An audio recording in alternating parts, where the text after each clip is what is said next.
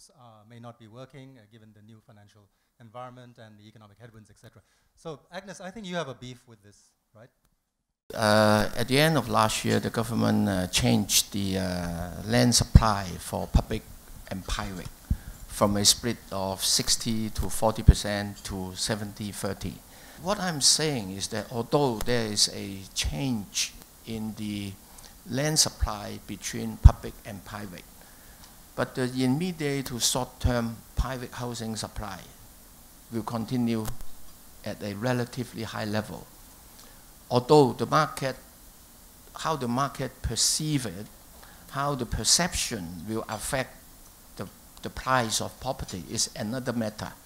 We need to take note of the demand-supply situation, but on the other hand, I guess we still need to look at the bigger picture. And the economic headwinds, etc. So, Agnes, I think you have a beef with this, right?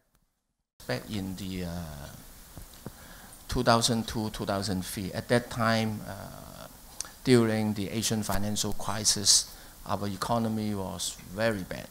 And at one time, we cut down the intake of medical students. So they were so worried about even training additional doctors, which may, in the future, if we suffer economic setback again, affect their own careers. And this year, in the budget, we pledged $10 billion stability fund for ensuring the hospital authority will have sufficient funding, even if the government suffers financial setback. Last year, we managed to amend the medical registration ordinance to the effect that we can take in overseas doctors on a limited registration basis, meaning that working in the public hospitals from the previous 1-year contract to 3-year contract.